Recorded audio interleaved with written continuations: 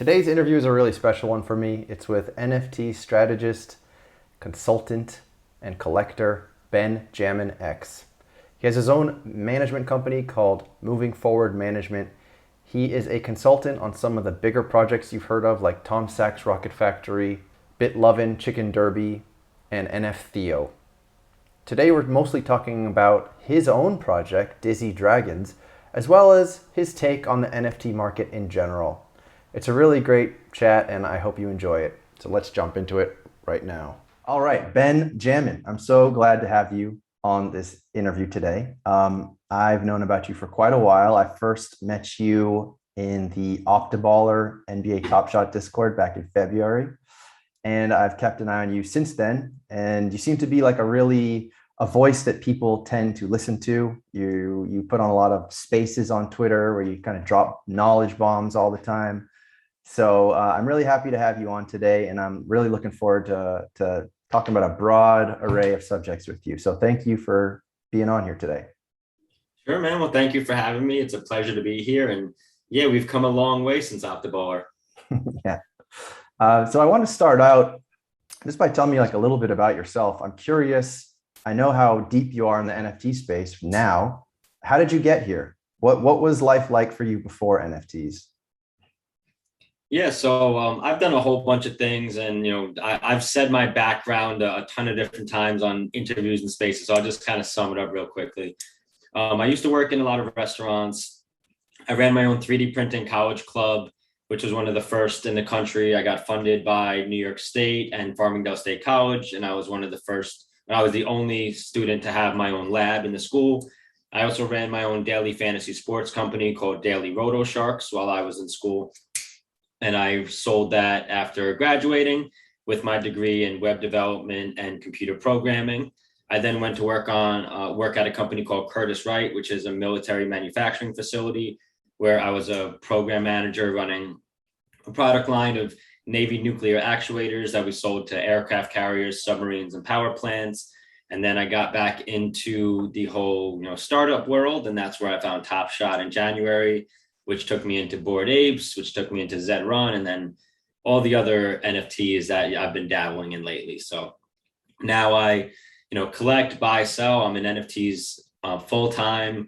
I run my own company called Moving Forward Management, where I advise projects and companies and stuff like that, and just living my best life, man. So that sounds like you have quite the entrepreneurial background then. I mean, it sounds like there's a lot of plates spinning in your world. How's your like sleep life? Are you sleeping? I've never really slept a lot to begin with. I've just always been, kind of a grinder. I used to be a night owl because of the restaurants. And once I switched over to working in the defense contractor, I had to be up at 6 a.m. every day. Wow. So then I went from, getting up at 6 a.m., but then also staying up late because I get my second wind. I'm used to it. So like, I've just never really gotten a lot of sleep. But now with NFTs, man, it's like maybe 3 or 4 hours a night. Plus I got my puppies and a new house. So like, it's crazy. But yeah, I'm operating on very little sleep, buying and selling NFTs, running a company, and just trying to also spend time with my family, Yeah, I mean, that's a challenge. I'm not an NFT flipper myself, and I still find it very difficult to have time for all those different things, family responsibilities. So, good luck for us. But sleeping 3 hours definitely helps if you can make that work. So you said that your first NFT was CryptoKitties, right? Mm-hmm. And then you got into Top Shot, and we'll touch on that in a second. But you have this management service. I'm curious about that. How did that start? When was it that you decided, like, I have what it takes to start helping out with these projects and helping them succeed?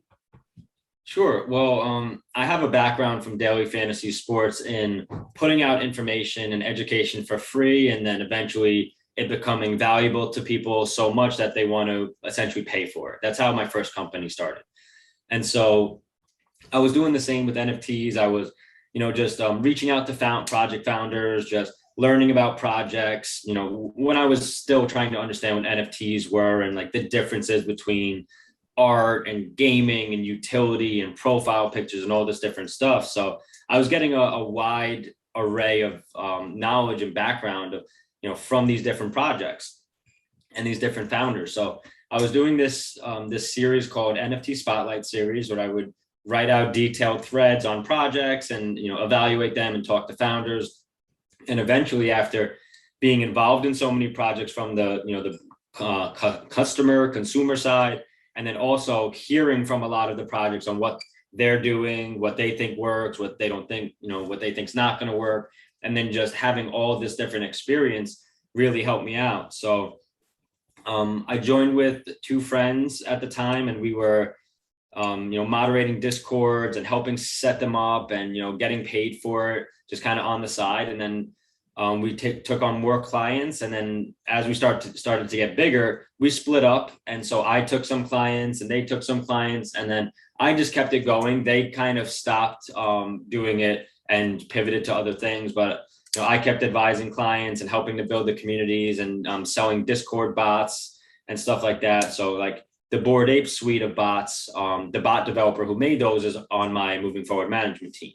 So we make them for other servers and stuff as well. And eventually, people, projects were going well, and other people were seeing things that I was involved in. And so they want the help and they want the advice. And, not every project's going to be great. Not everything's going to be horrible.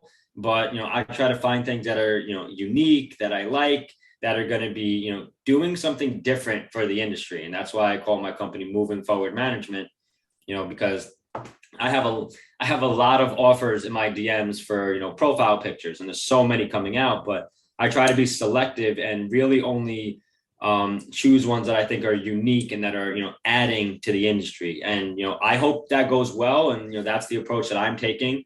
But, I'm definitely leaving a lot of money on the table with that approach. I'm in it for the long haul and the long run. I'm trying to find projects that are doing things differently. And, that's my move. All right. So I can only imagine the way that we're seeing 20 profile picture projects launch every day, just how full your DMs are. And I imagine there's probably projects that you've passed on that you might be kicking yourself a little bit just because of the success of that project. And there's probably projects that you've took on that haven't quite gotten to where you hoped they would. Like, how do you kind of deal with that? Or are you just kind of okay because you're following your own method? Yeah, well, I mean, it doesn't always have to do with me being selective. It also has to do with like me even seeing a message, right? Because before all this, my DMs were already full, and then once my followership started exploding with NFTs, it's very difficult to get through, especially since there's a lot of business requests through my personal account. So I actually just brought on my old co-founder of Daily Roto Sharks, excuse me, to be the social media manager for my Dizzy Dragon project, as well as my Moving Forward management company. So I'm forwarding a lot of the messages.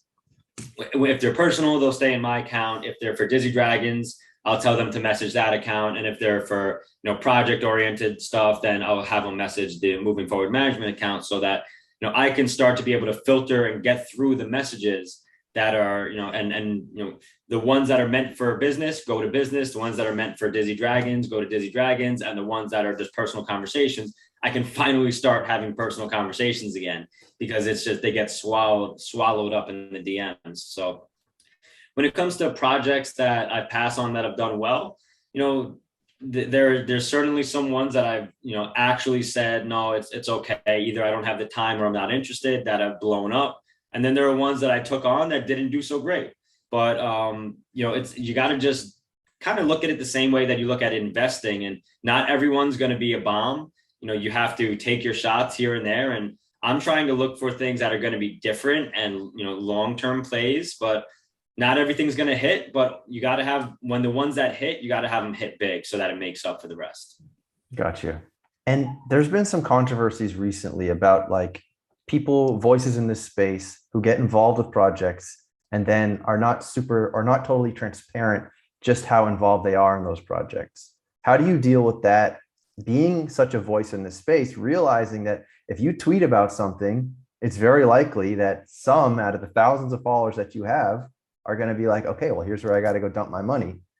How do you deal with that? Not only the responsibility, but also just the space in general where you have influencers who are not all the time saying like, by the way, this is an ad. By the way, I own 10 of them. Or by the way, if this project sells out, I'm going to get 50 of them. How do you deal with all that? Yeah, well, that's actually a great question because it is something that needs to be further looked at in the industry because there's a lot of that that's gone on. But the way that I choose to approach everything is, first of all, I'm selective with what I get into. So I'm always transparent about, something I join. I put it in my bio and my profile.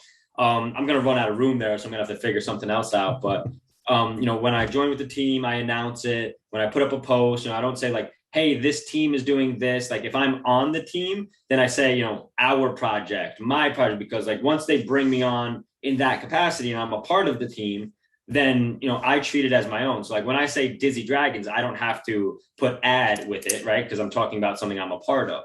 So I try to always, use those terms and lingo. But also I've never done a paid ad before. I've considered it, I've talked about it. And if I were to ever to do it, I would put, hashtag ad or hashtag sponsored, but I've just never done one. But the only ones that I've done have been either for friends, something that I've retweeted for people because I support them or I like the project, or someone reaches out to me and they're like, hey, can you retweet this? I'm like, hey, yeah, that's pretty cool. Yeah, sure. I got you. No problem. Just like to help out. But when it comes to actually like giving financial advice, like I try not to give financial advice outside of like general things or projects that I'm into. And if I'm into something, I'll say why. I have my own community that I shill to essentially stuff that I'm getting into, but it's because it's stuff that I like. And taste is subjective. So not everything I like is going to do well, but also I don't only buy what the latest influencer pump is. So I've hit on some projects really big by doing that, but I've also missed out on some. So the way that I choose to approach it is, I try to be transparent when I join with someone. I try to be, when I try to use certain terminology that at least lets you know that I'm involved in it, even if it's not explicit saying, I have 7 of these, I sold 2 yesterday, I'm buying 1 tomorrow. Like some people may expect that, but I always try to be as consistent as possible. So as long as you've known me in the past, that's the way I move. If there's someone new who sees what I'm doing and needs clarification, fine, I got you. And in my, Discord communities, I have a server that's for the Dizzy Dragon Discord. And when you join and you verify you're a collector, I have a private channel called Dizzy Alpha. So I share what projects I'm getting into, why I like it, pros and cons, I give like almost a rating and a checklist. And if you like it, you can get into it with me. If not, you don't have to, but I'm not telling people, you have to go buy this or this is going to, 10x your money. I'm like, hey, I like this. I think it has upside. There's definitely risk in it, but I like the art, the founder's cool, and whatever. So I always try to at least explain why I'm getting into something or be clear in my terminology that I'm involved in something. Yeah, I feel like that's the most you can do. And also the space is it's so unpredictable, honestly. And we'll touch on some of that in a second, but some of this is just, it's so volatile. Like you'd be shocked that a certain project explodes. You'll be dumbfounded that a certain project doesn't. So it's almost like everyone kind of has to know that that's what's going on. But maybe it's an easier task for some than others.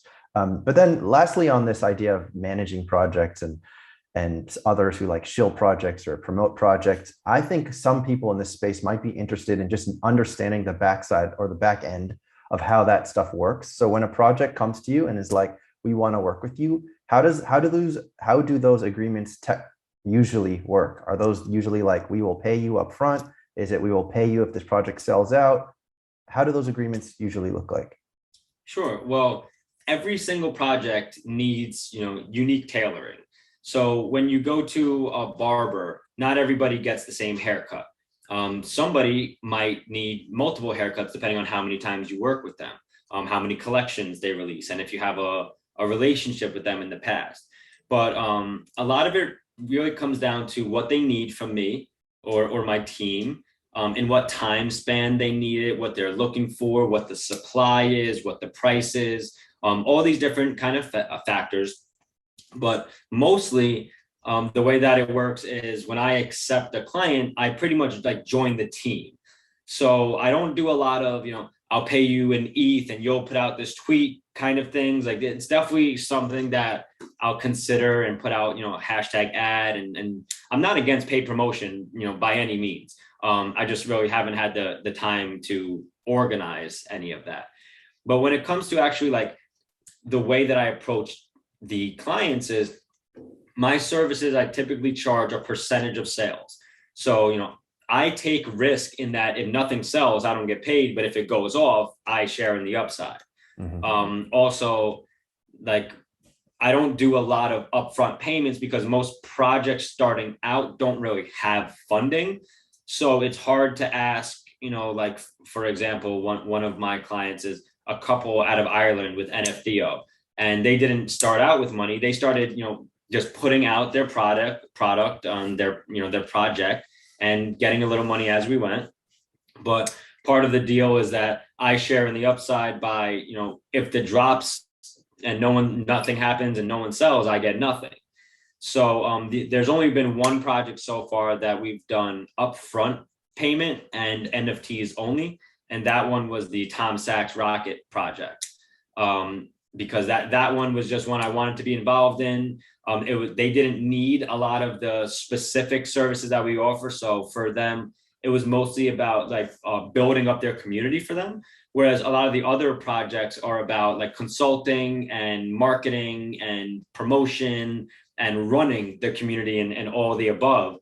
So there's definitely different kinds of deals. I won't get into the specifics of what each of them are, but percentage of sales, upfront payments, NFTs as payments, things like that. And it really is different with whatever the project is and what they actually need and what phase of their collection they're in. That makes sense. So now let's move on to the NFT market in general. I guess topical currently is that yesterday we saw a little bit of a dip. We saw some paper handing going on. I don't know actually if it's recovered today or not. But what did you make of it yesterday? Or have you just seen this happen enough times that you're like, that's just the market doing its thing? I mean, it would be a little scarier if there was no correction, because then you can't always go up only forever. People are going to take profits. There's going to be time of the month, time of the day, time of the week type of things that people will start to recognize. The end of the month, beginning of the month. What do you got to do? You got to pay bills. You got to pay rent. You got to get groceries. Like you got to do a bunch of stuff that require money. So there's going to be profit taking. There's going to be people cashing out. And then also at the same time, if you have ETH flying and going up, people still think in terms of US dollars equivalent. Like to me, my mind's starting to be trained that 1 ETH equals 1 ETH. So I need to keep stacking and accumulating as much ETH as possible. So when things dip and go down, me selling is actually not in my benefit if I believe in something, because that means I'm getting less ETH. And if I'm trying to accumulate ETH over time, I'm trying to sell when it's going, when the prices of NFTs are going up compared to ETH and, compared to when they're going down. And I think we're super early. There's so much more room. There's a lot coming in. There's a lot more things happening.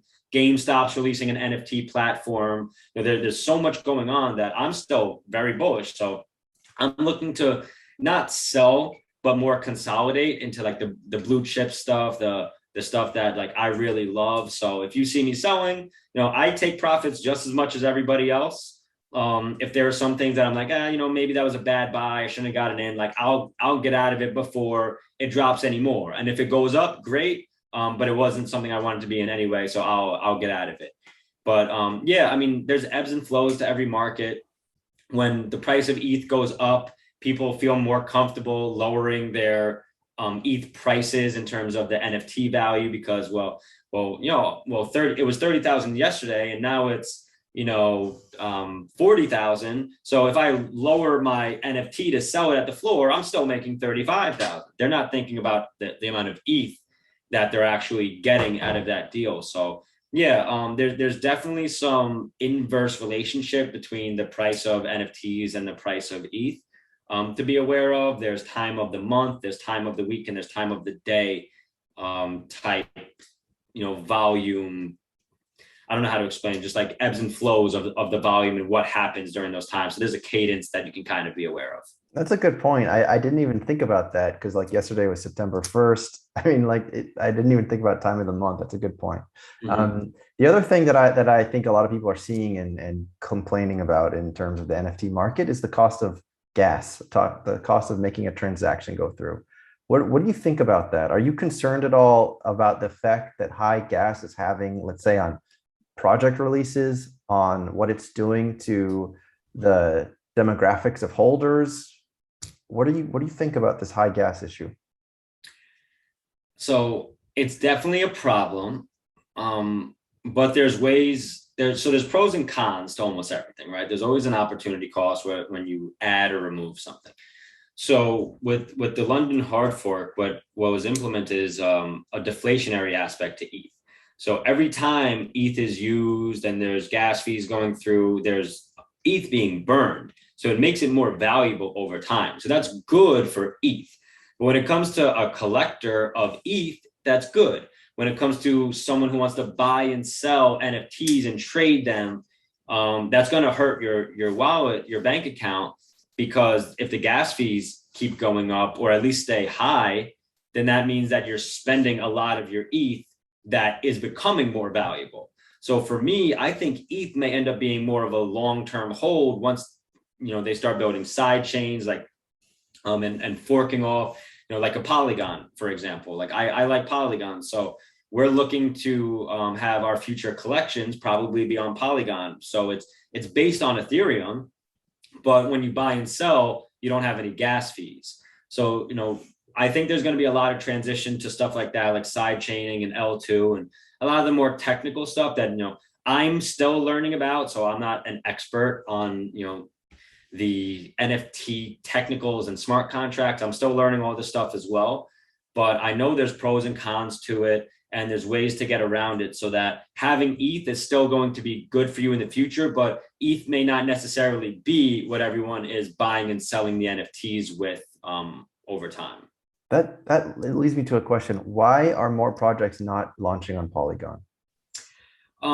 Because, all right, let me all right. So when you have McDonald's and you have the first McDonald's and it was run by the people who created the handbook, right?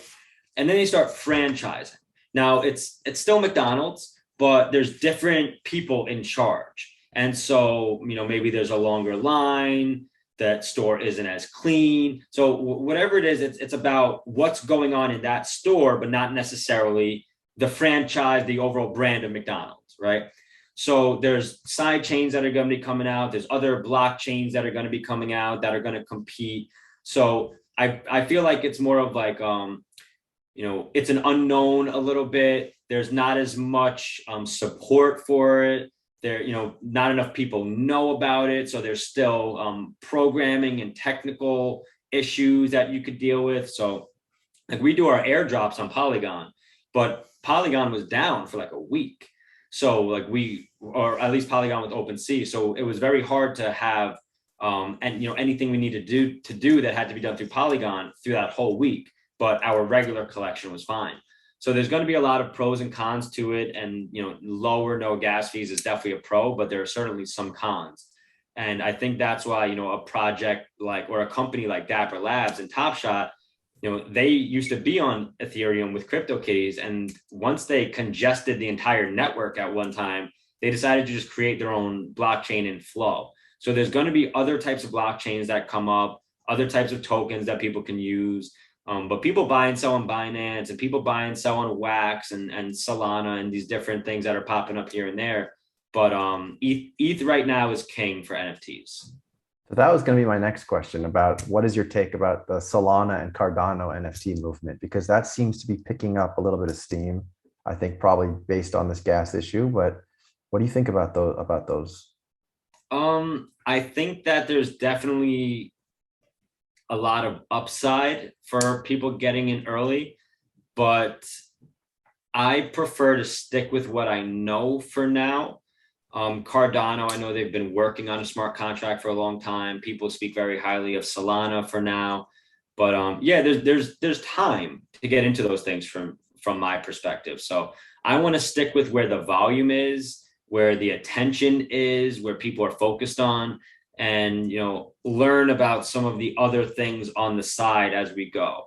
And again, there's a billion projects coming out. There's going to be a lot more blockchains and marketplaces and all that coming out. So there's only so much time in the day. I can only focus on what I'm focusing on. And, I'm going to stick with what I'm doing for now while I learn about the other stuff. And, I don't try to jump into things too hard without, having some base information. Fair enough. So let's talk about something you've jumped in quite deep in, probably up to like your shoulders, which is Dizzy Dragons. So tell me about Dizzy Dragons. I guess you can tell me how you first got involved. I know you're looking for projects that are doing something different. So let's talk about that. Well, what's different about Dizzy Dragons is it's actually my project. So it's the only project that I've created from the ground up with a partner I'm a founder of. The rest of the projects that I'm involved in are, ones that I advise or I'm on the team with. This one is specifically mine. So Dizzy Dragons is a project that me and one of my best friends in real life created. So he's a pixel artist, filmmaker, animator. And, I brought him into the NFT space in February when I was doing mostly Top Shot. And he was an artist, so he was learning more about the art side of NFTs. So, he did a couple projects for other people. I was doing my own thing with Top Shot and Zed Run and stuff like that. And then eventually we were like, we always wanted to do something together. So he wanted to do dragons. It was his thing. He had already been drawing them and just on the side. And he's like, why don't we just do dragons? He's like, I love dragons. And it was like, yeah, that's a good idea. And we were thinking about some other things. And at the end of the day, that's what we landed on, doing the dragons, because he just loves them. So he loves drawing them. He had a good time. We have a bunch of, new, fun, unique traits that are not anywhere else in the industry. But we also added a fusion utility. So what that is you can take two of your dragons and whatever traits they have, you can keep them. You can merge them together. So if you have one dragon with, hat 1 and one dragon with hat 2, you can decide to keep one of those hats and the other one actually gets burned. That traits get deleted and removed from the supply. So you start with 2, you fuse them, you burn those initial 2 and create an entirely new dragon that you've customized. Now, that functionality is a little bit similar to some other projects in the industry, but what's so unique about ours is, first of all, there's a time limit, so you only have a month to do it. The fusion is permanent, so you can only fuse your dragon once. Once it's fused, that's it. It's entirely deflationary, so the first 2 dragons are both burnt, not just one is burned and transformed. They're both burnt, and the new fused dragon has a new ID number that's higher than the initial collection. So the collection goes up to 7,500. The very first fused dragon will be 7,501. So it'd be very clear by the numbers right away to tell what's fused and what's not. Also, when you fuse your dragon, you have the opportunity to re-roll your traits. So with the skins, every single dragon has to have a skin. There's going to be no dragon with no skin. So each one has one. So you either keep your first skin, keep your second skin, or you can re-roll for an entirely new fusion skin that is rare and blown up and a lot more, craziness to it.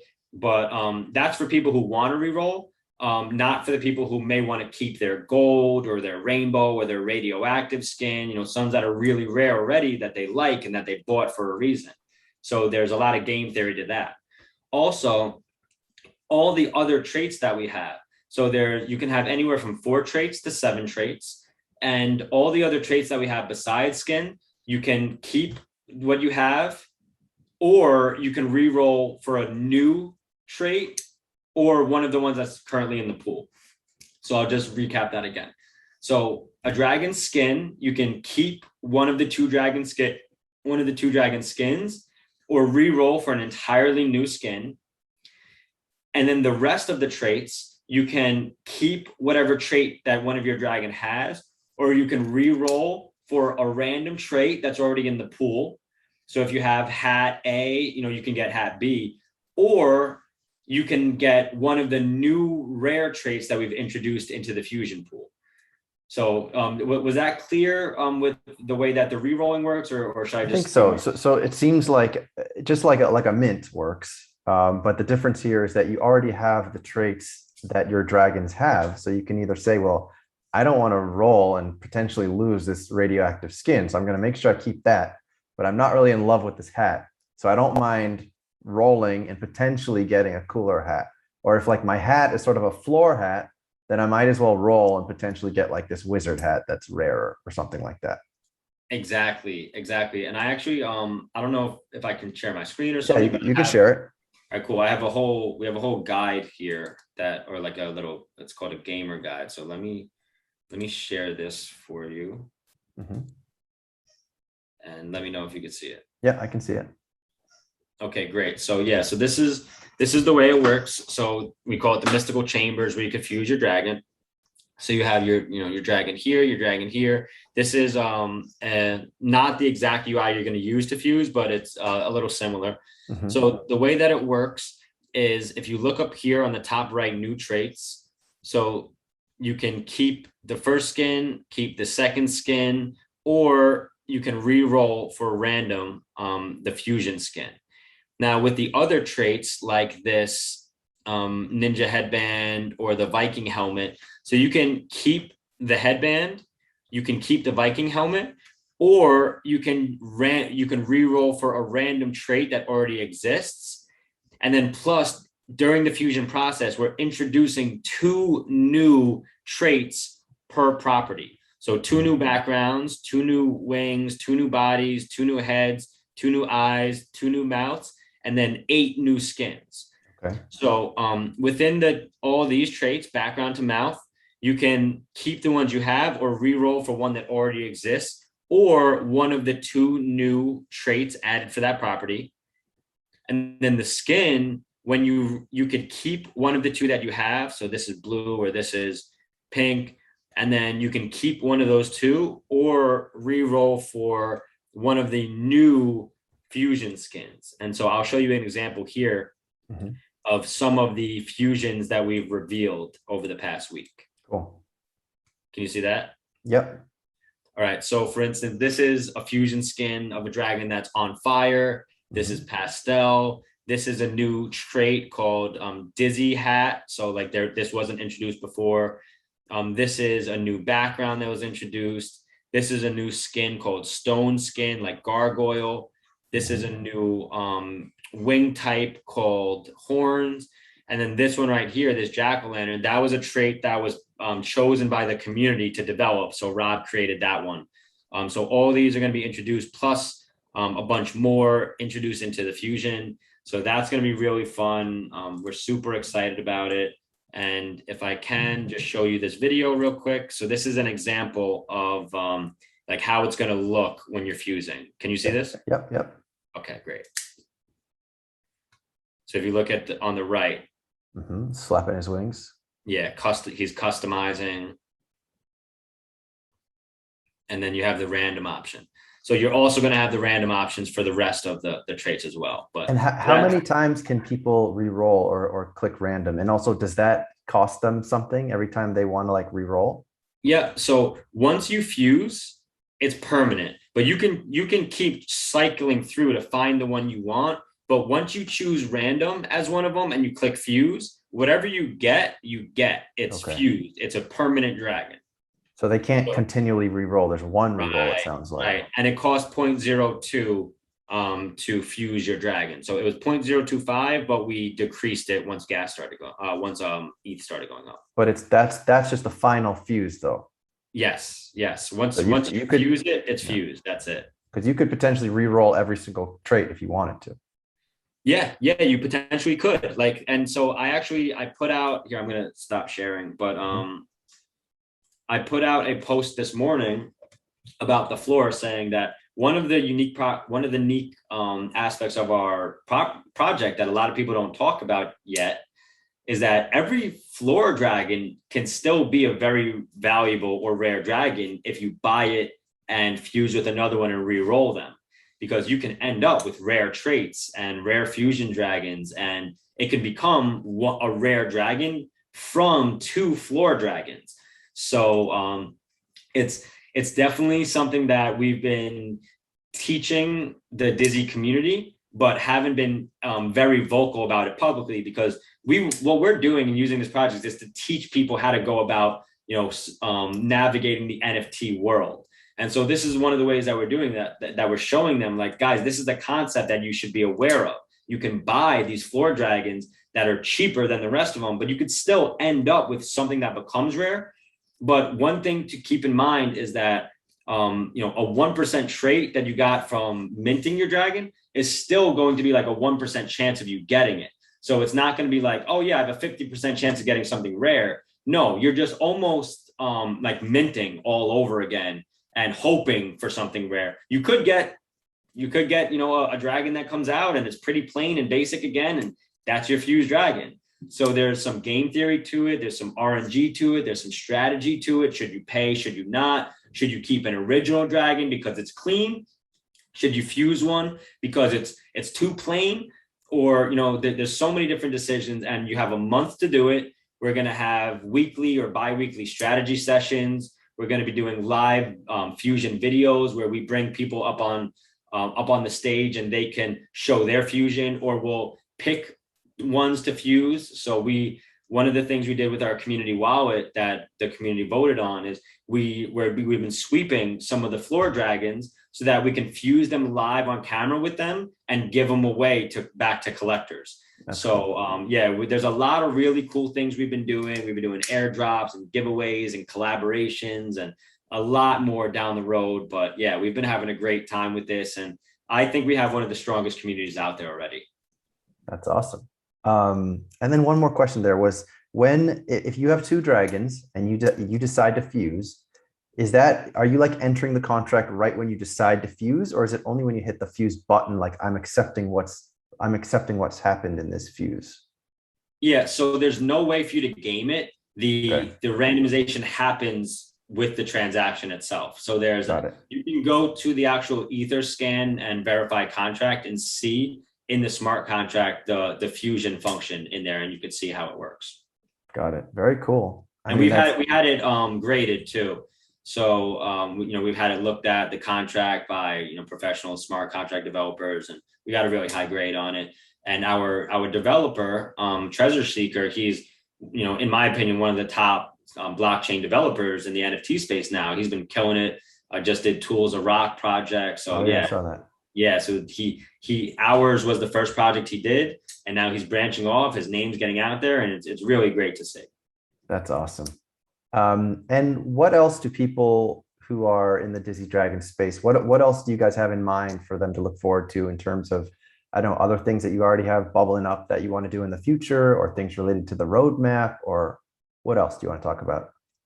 Yeah, sure. So one of the things that we put in the roadmap is, IP and animation. And again, Rob, my co-founder, is an artist, he's an animator and a filmmaker. And so that's where his vision goes first with everything. And so his eye is on the prize with how do we build out this Dizzy universe, create lore and stories around it, but also, how do we do more in this universe than just the dragons that live there? That's something I can allude to. We will keep doing airdrops and collaborations with artists that I appreciate and like in the space. So far, we've done 8th Project, who did a great derivative of one of his dragons for us. We did an airdrop with 3 Panel Crimes, who did a really cool, unique airdrop where there was 3 different NFTs that all told a story when combined. Each of them were scenes of a crime. And if you had 1 dragon, then you were airdropped the first scene. If you had 10 or more dragons, you were also airdropped the second scene. If you had 25 or more, you were airdropped all 3 scenes. So that was something cool and unique that we're doing. So we have more airdrops lined up and ready to go. We have more ideas for the project, and we're just really excited to keep this growing. But one of the things that we like to do is under promise and over deliver, and not, FOMO pump or influence or hype it too much, and just keep it growing organically, get the community to understand everything that's going on, and not get, oh my God, this, 10X, in the last 5 minutes, what do I do? Do I sell it? Like, no, stick with the project. There's benefits for holding on. We reward the users. There's more future benefits for being an OG dragon holder. So we want to make sure that people are with us because they like the project, and they want to be here for the long run. And if they want to sell and paper hand out, we'll sweep the floor, we'll get them out of there, and we'll leave it for people who actually want to collect our project. Okay. I mean, it's refreshing. It sounds like it's kind of like the minority, I think, of projects that are getting released nowadays. I mean, some people even say that these new projects, more often than not, might be the same exact developers or just different artists who just see that this is just like a cash cow that they could just keep milking. So it's cool to hear that that you guys have a grander vision than that kind of a strategy. And then the last thing, actually, I know when we're talking about, and this is more of a general like NFT project question, but nowadays there's always very predictable things that come up on the roadmap. What I liked about the things that you just talked about is that they're unique. I've never heard of something like you talked about the scenes. I think, am I correct in thinking that the scenes, there's something extra that you do with those scenes? Like you said, was there some kind of gamification with those scenes or no? Well, so we didn't do anything like that. So the way that it works, and we didn't want to overcomplicate it yet. And that's not to say we won't do anything in the future either. We always like to keep people on their toes. Okay. For sure. But no, what we wanted to do is, first of all, we wanted to make each individual one more valuable and scarce than the next. Okay. Right. So 3 panel crimes. What he does is he takes a story and sections it out into 3 pictures. And so this is what he did before us. So we thought it was a great idea. You know, we were friends with him, that it was a good idea to collab, where he would make 3 different, and I could even show you if you want. Yeah, go for it.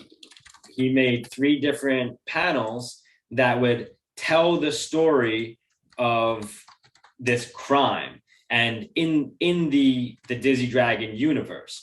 And so what we thought would be really cool is, you know, everybody gets a taste. So as long as you have 1 dragon, you get the first airdrop. But then each tier above that, you know, the 10 or more, or 25 or more, the people who have been the biggest supporters for us buying that many, we wanted to reward them. So each tier you go up, there's less people. So that means there's less airdrops.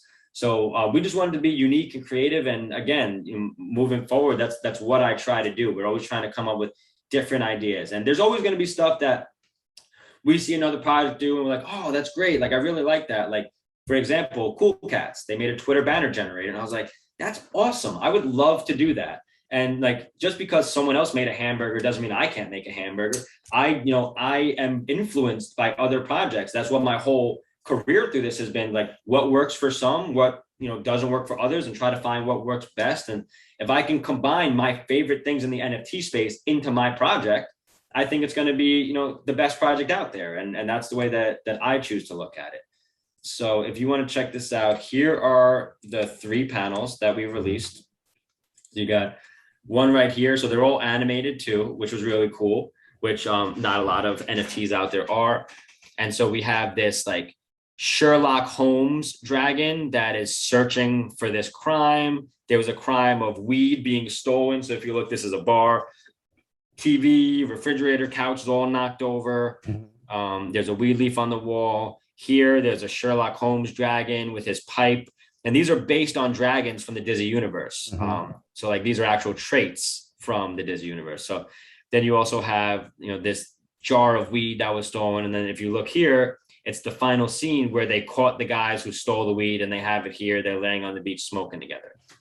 So it's just something that we thought was really cool and could provide value for our collectors, and not just the everybody gets one, but everybody gets one. And if you're a bigger collector, you also get them. So here, I'll just show you the other collab that we did with 8th Project because it came out so cool.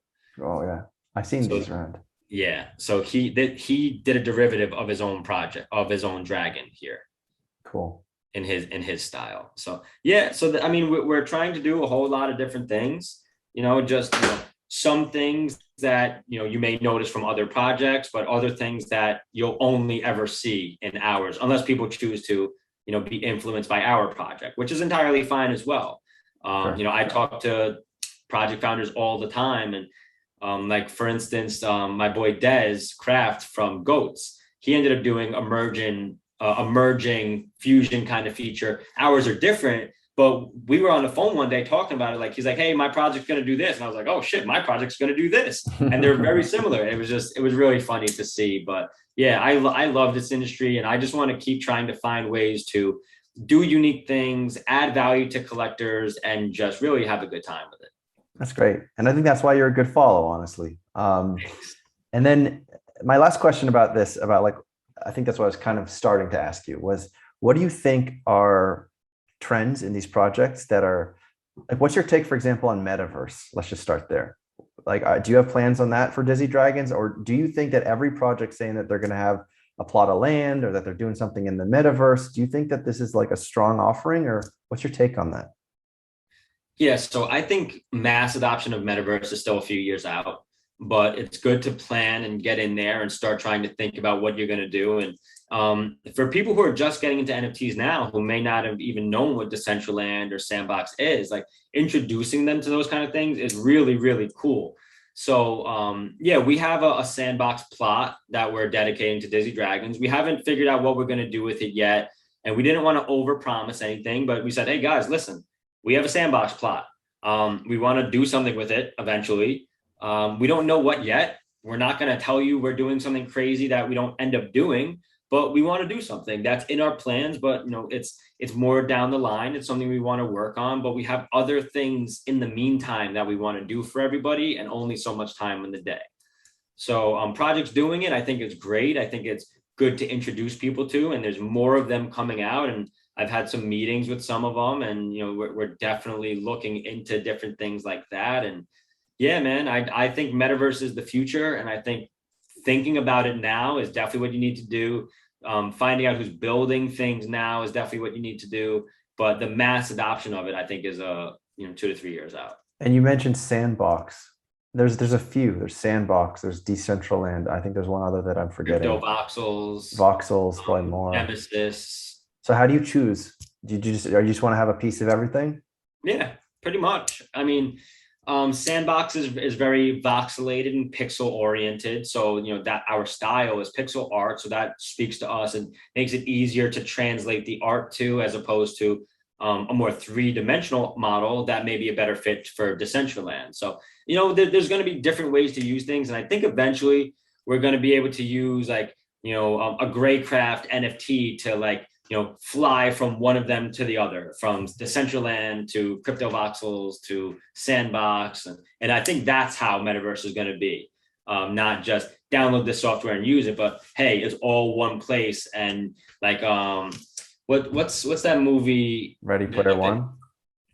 No, Ready Player One's a great one, but there's one I'm thinking of. It's more of like a cartoon, like video game one, where it's like all different video games, and it's like a big character who like smashes things. Oh, it's a Pixar movie. I can't remember the name of it. I can't remember what it is, but I feel like it's going to be like that, where I gotta try to Pixar.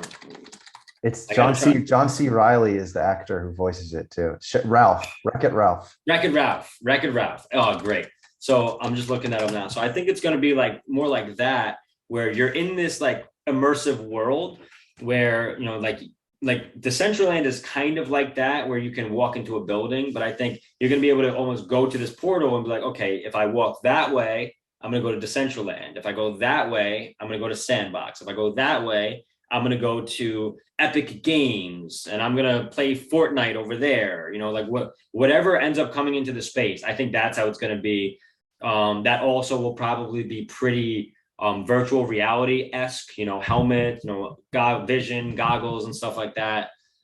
So yeah, I think that's where it's going, and you need to be prepared for that. So I'm always trying to look ahead and you know, be, you know, 5 steps ahead. Right. And so I was in 3D printing before anyone knew about it. I got into crypto before most people knew about it. I got into NFTs before most people knew about it. So I'm trying to get into things before others do. And you have to take chances. You have to be early. You have to research, and you have to have conviction. But, you know, plays like that are definitely, at least having your mindset focused on that is, you know, moving you forward so you can skate to where the puck's going, not where it is. See, and I want to talk about that a little bit more, because there's something about this future metaverse idea that sort of like spooks me out. Like, do you think that everyone's going to have their helmets on? Like, and like, how many hours a day do you think you would even have to go enjoy the metaverse? Because I imagine you probably have very little free time at the moment. So how would that even like? Does that concern you at all? Like, first of all, just having everyone on their helmets sitting down in their living rooms sort of freaks me out. Although I guess we're kind of doing that on our laptops as is. But Right. like, and also, how is it possible that people are even going to have time for all this? Like, I haven't watched a movie in like 3.5 months. I haven't played a, like, how are people going to be doing this? Yeah, well, so the VR is not really for me, right? It's just not my thing. I think that's why Oculus never really took off the way that it could have. It's just I need to know what's going on around me.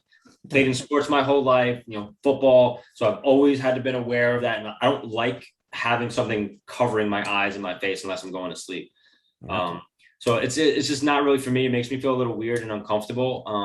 And it's cool. And I'll eventually maybe get there, like the immersiveness of it. But even just being in a video game and being able to walk through and walk around and check out different things, even if I'm just on Xbox or just on my computer, the VR aspect is just an added benefit for the people who like that stuff. Yeah. And futurism is great and it's cool. I just, I've played VR games and I love it. But like if I'm going to an arcade to do it, it's a lot different than sitting at home on my couch, blindfolded. Like, what I'm saying? It's just different vibes for me. But yeah, that's how I feel about it. Yeah. All right. I think we're kind of on the same page there. Um, so I wanted to bring up a project recently released. I think I heard a lot about it yesterday, and I want to get your take on it, which is basically a black background with Times New Roman font that lists a bunch of items. And I just heard about it yesterday. I think it's called Loot.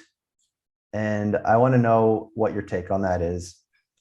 So go ahead. You have the stage. Yeah, I mean, this is definitely something that I didn't even know about until today. It's hard. It's getting harder and harder to keep up with all the NFT projects, especially when I'm working on like, company stuff and other projects like clients. And so, for instance, we have my launch, my Dizzy Dragons Fusion launching tomorrow. We have the NFTO drop tomorrow. And so like I didn't even hear about this until today.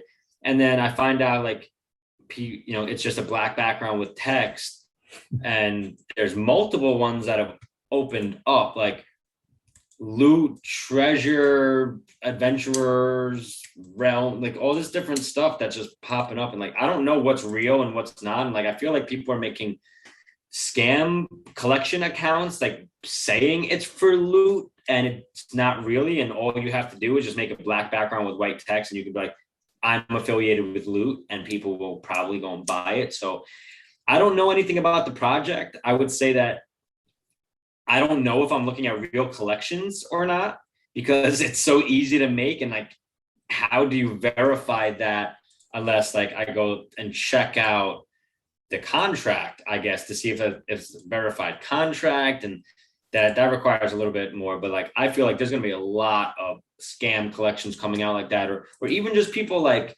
memeing it and just saying, hey, buy my text, I have a blue background. And what, like, I might just go do that now and see what happens. Like, why not? If people are buying it, sure.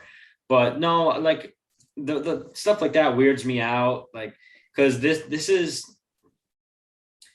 I don't know, that starts to get in the realm of weird, because it's like, okay, well, what are you getting? You're getting like a promise that eventually your white text will be something. They're like, I understand if you have, a profile picture, a piece of art where it's like, I like the way it looks, but like, who likes to look at, Microsoft Word with a black background? So I hope the people who bought into it, and like the floor is like, fuck, the floor is like like, I think it's like higher than that, maybe 10 or 12 ETH right now. And so for people buying that at that point, like I pray and hope for them that there is something coming for them and something good. And I don't know enough about the project, and maybe they have faith in it for a reason that is just unbeknownst to me. They know the creators of it, but again, like I'm looking at it right now and I'm just seeing words on a black background, and that doesn't excite me. Yeah. Should we create a fast food loot right after this? Put a little McDonald's hat on it? Bro, let's whatever. I mean, I'm about to use gradient backgrounds as rares. Yeah, all right. Well, so that's a new project. Let's take it back to one of the Genesis projects that we both got started in, Top Shot. I'm curious, you got to started in Top Shot. I want to know what is your take on Top Shot current day, and if you have anything else to talk about Top Shot, from where we started and from where we are now. Sure. Yeah, well, I was definitely big into Top Shot, and that's what got me more into NFTs in general. And I took profits from there, got into Zed Run. I did well with Zed Run, and that got me into the Bored Apes and everything. So, yeah, I mean, I love Top Shot and I love Dapper, and the reason why I even got into Top Shot in the beginning is because of the company itself and what they've done and created flow, and so I love it. But it didn't end up being what I hoped it would be, and I didn't even know what I expected it to be honest. But early on, I liked it. I was making good money. I liked the idea of buying the videos, but and the moments. But then the supply started getting too big, and then it's everything I was buying into was just losing in value, and I didn't like. As much as I love the moments, I don't want to just throw money away every time I buy something. So that really turned me off to the platform and some of the moves that they were making and stuff like that. But yeah, I mean, I still have like a top 2% collection or something like that, which like at the end of the day really isn't even that crazy when it comes to like value. But yeah, man, I like Top Shot. I haven't bought anything in a few months though, besides like a pack here or there. And the like immersive experience and stuff like that about like being able to go to a game or get merch or all that kind of stuff. None of that does it for me, like because I don't go to games. I have, but like I would rather sell the ticket. Like if I won one or I won an experience to go to the draft or something like that, it's like, well, can I sell the ticket to someone who would like to do that? Because like I'd rather stay at home and play with my puppies. Like that's what I prefer to do, or like hang out with some of my friends, or like yeah, like that stuff's fun. It's just like that doesn't really excite me. An NFT project that does it and wants to offer that stuff, great. Like if it's near me, maybe I'll go, but like I'm not gonna really travel to go do it. It's just not for me. So I like a lot of the moves that they're making as someone who would have invested in Flow if you can actually buy it in the US. So I like what they're doing as a platform for an investor in the company, but for me and my portfolio, I just I didn't have the interest over time that I hoped I would. And what did you think of the recent trend reversal that it had? I mean, it really picked up really quickly over the last, I think it must have been 2 weeks ago. What did you make of that? Did you have an eye on it? Did you see people talking about it on Twitter? Yeah, I mean, you're always going to have pumpers. You're always going to have people who are in it, and every sign of life, like, oh, this is it.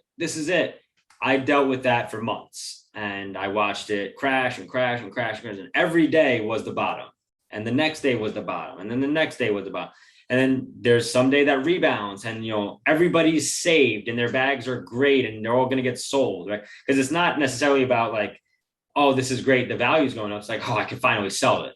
I can finally get it off my hands. Like that's what a lot of people are excited about, or at least I think people get excited about. And obviously, there's your people who love Top Shot and they just want the platform to do well. I want the platform to do well, but I think it just comes down to maybe some certain moves by the company, a season ending, a season starting, certain influencers getting in.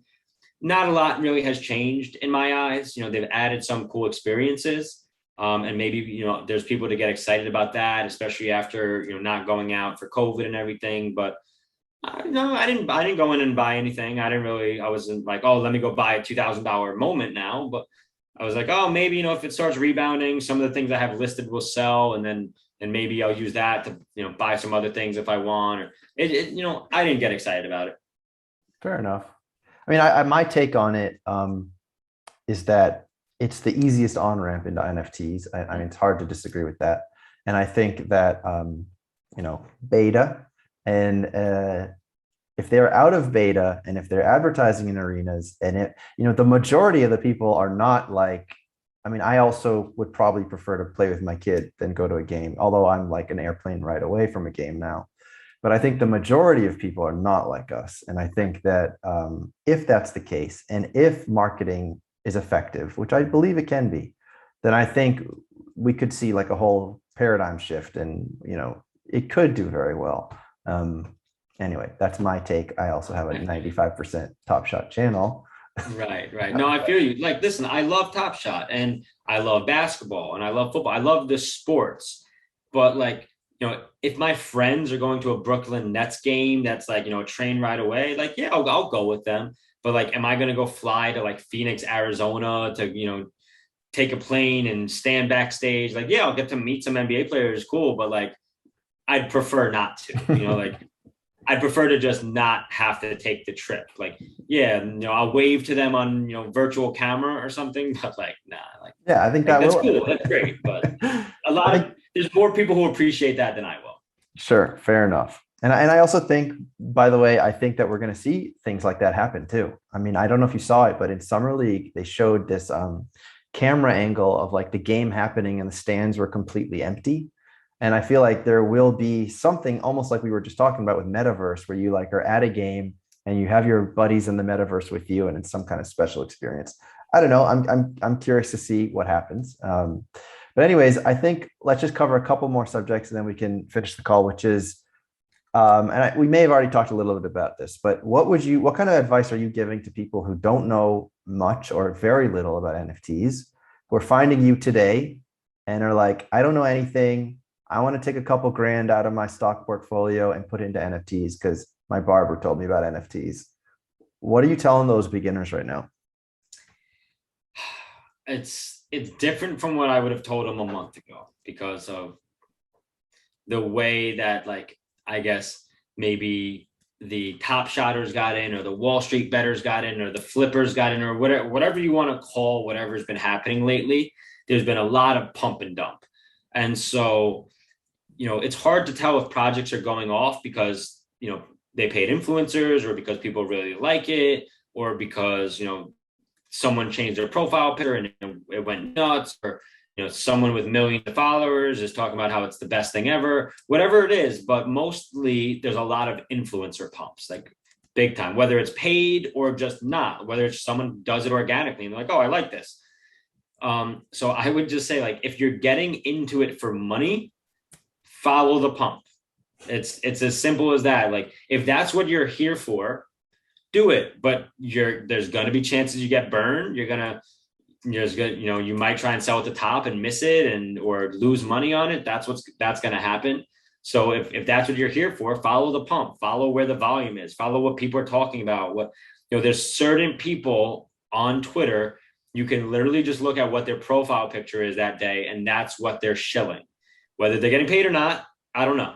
But that, if you see certain people that you follow that they change their profile picture to something, expect that to start pumping, because they probably have, hundreds of thousands of people that are ready to jump at whatever they're telling them to do. And it happens. So if that's what you're coming in for, pay attention to that stuff.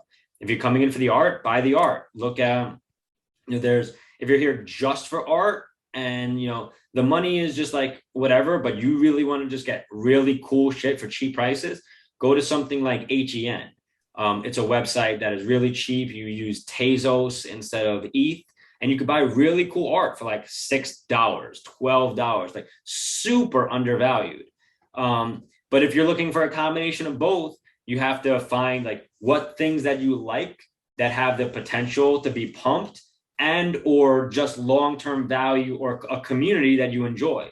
And so my project, we don't do the big pumps. Like, we don't, pay big influencers. If people find us and it organically goes, great, but we're just going to keep adding value over time, building up the community.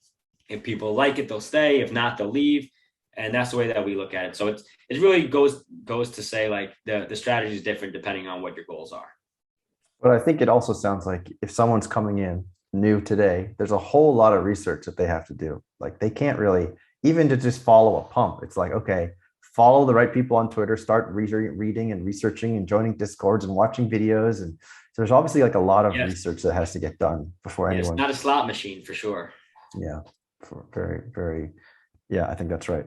All right, man. I think that pretty much covers it. I don't know if there's anything else you want to mention or anything else you want to talk about.